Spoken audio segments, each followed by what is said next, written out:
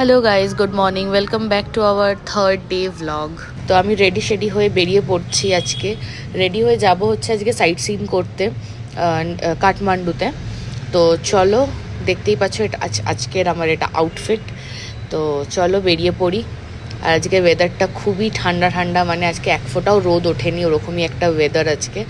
তো breakfast as usual আমরা গাড়িতেই নিয়ে নিয়েছি, বিকজ বসে খেতে অনেকটা টাইম লেগে যায়, তাই জন্য গাড়িতেই নিয়ে নিয়েছি আলুর পরোটা আর দই। তো এটা হচ্ছে কি আমাদের ফার্স্ট লোকেশন, পশুপতিনাথ মন্দির। এটা হচ্ছে পশুপতি দেব আছেন ভেতরে। তো আজকে দেখতে পাচ্ছ এটা হচ্ছে জেনারেল লাইন, মানে বিশাল বড় লাইন। আর আমরা পুজো দিতে যাব সেটা হচ্ছে কালকে, মানে টাকা দিয়ে পুজো দেবো, নয়তো জেনারেল লাইনে দাঁড়ালে আমাদের আর কিছু ঘোরাঘুরি হবে না। তো যাই হোক, আমরা জাস্ট দর্শন করে বেরিয়ে এসেছি। তো এসে বাইরেটা দেখো কত সুন্দর, এখানে প্রচুর পায়রা, প্রচুর। তো খুব ভালো লাগছিল ভিউটা। পশুপতি মন্দির থেকে নেক্সট লোকেশনে চলে এসেছি। নামটা আমার ঠিক মনে পড়ছে না, কি এটা নামটা কি, বুদ্ধস্তূপ সামথিং কিছু একটা। তো সেখানে এখন আমরা যাচ্ছি। চলো, সবাই আসছে পেছনে, ওই যে। চলো আমরা যাই। হ্যাঁ,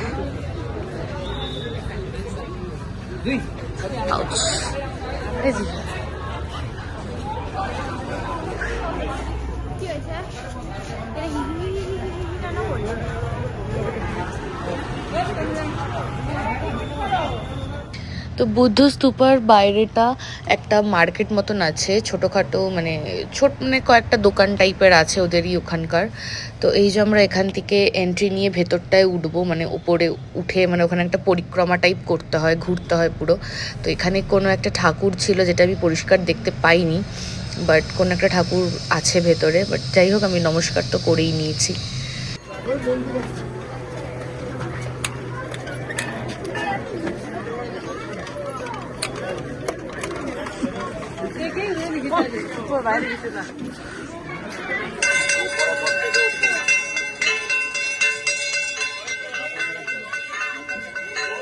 ওই তো উপরে ওঠার জায়গা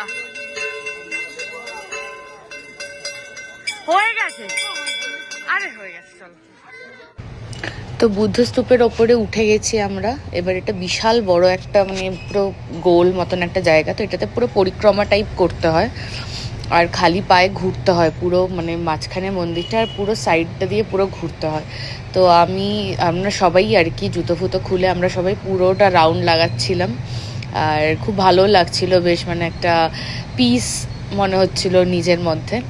তো যাই হোক, তো রাউন্ড লাগিয়ে নিয়ে তারপরে ওখান থেকে আমরা নেমে আমরা নেক্সট লোকেশনে চলে যাই। সো নেক্সট লোকেশন হচ্ছে এইটা, আর একটা মন্দির যেটা হচ্ছে বিষ্ণু মন্দির। এটা হচ্ছে মন্দির, মানে ঠাকুরটা হচ্ছে একদম জল আছে, পুরো একটা ছোট পুকুর মতন আছে। সেই পুকুরটার একদম মাঝখানে ঠাকুরের মূর্তিটা আছে, মানে ঠাকুর একদম শুয়ে রয়েছে, যেরকম বিষ্ণু ঠাকুর যেরকম শুয়ে থাকে সেরকমভাবে পুরো নারায়ণ ঠাকুর যেরকম শুয়ে থাকে, ওই নারায়ণ ঠাকুরই এটা। তো একদম জলের মাঝখানে উনি শুয়ে আছেন। এই যে দেখতেই পাচ্ছ চারিদিকটা পুরো একটা, মানে ছোট একটা পুকুর টাইপের, পুকুর না মানে কি বলবো। তো যাই হোক, তো ওটাতে শুয়ে রয়েছেন। তো এরকমই খুব সুন্দর লাগছিল দেখতে।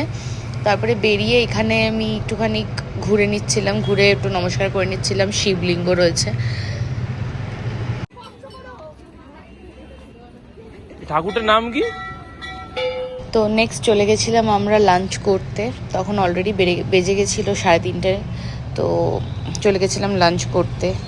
লাঞ্চ ফাঞ্চ করে বেরিয়ে এসে একটা ভিউ দেখতে পেলাম, মানে পুরো নেপাল দেখা যাচ্ছে, এত সুন্দর লাগছিল। পেছনে পাহাড় পুরো কুয়াশায় ঢেকে গেছিলো।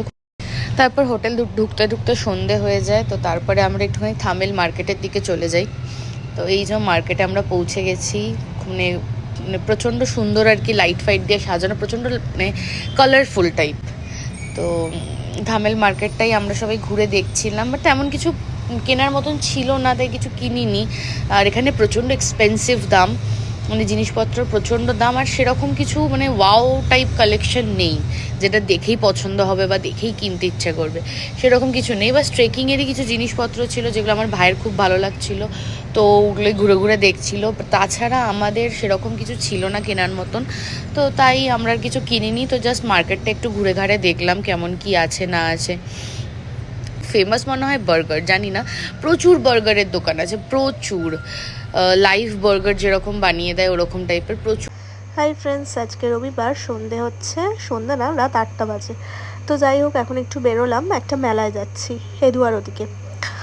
তো রাস্তায় কি সুন্দর ক্রিসমাসের জন্য চারিদিকে আলো দিয়ে সাজানো। আর ফাইনালি আমরা মেলায় পৌঁছে গেছি, একটা ছোট্ট মেলা। যাই হোক, এখানে কিছু খাবারের স্টল বসেছে, পিঠে বসেছে, ঝালমুড়ি, কসমেটিক্স সব কিছু ছোটোখাটো নিয়ে বসেছে। আর আমরা এখানে নিয়ে নিয়েছিলাম সামোসা চাট আর একটা পাপড়ি চাট। তো সামোসা চাটটা খুবই ভালো ছিল, মানে অন্যরকম একটু খেতে লাগছিলো। সচরাচর তো এইটা মানে কোথাও পাওয়া যায় না এখানে, আর সেরকম একটা খাইও না। তো এটা বেশ ভালো লেগেছে আমাদের খেতে। আর একটা পাপড়ি চাট নিয়েছিলাম।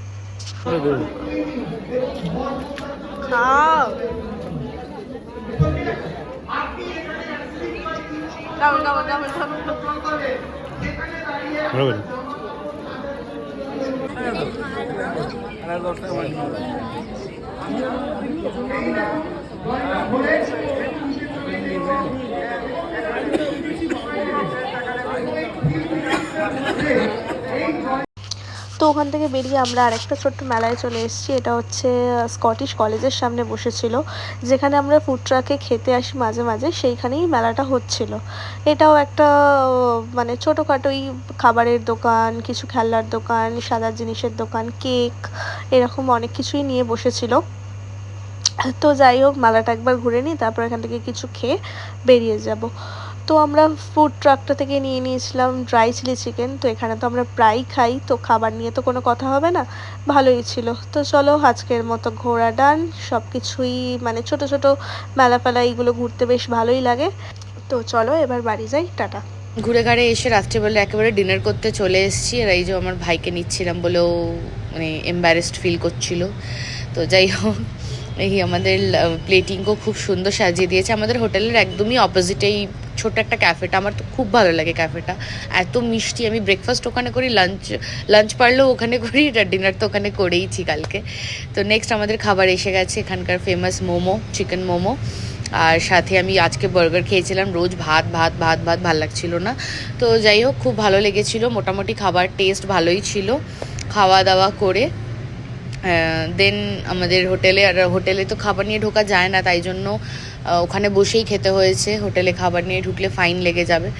তো যাই হোক, হোটেলে খাইনি, হোটেলের খাবার দাবার অতটাও ভালো ছিল না, বাট এই ক্যাফেটার খাবারটা খুবই ভালো ছিল। তো একটা বিশাল বড় একটা বাইট নিয়ে নিলাম আমি। তো যাই হোক, চলো আজকের ভিডিওটা এইটুকুই, আবার দেখা হবে নেক্সট ভিডিওতে। তো চলো, ততক্ষণের জন্য tata, bye bye, see you, good night.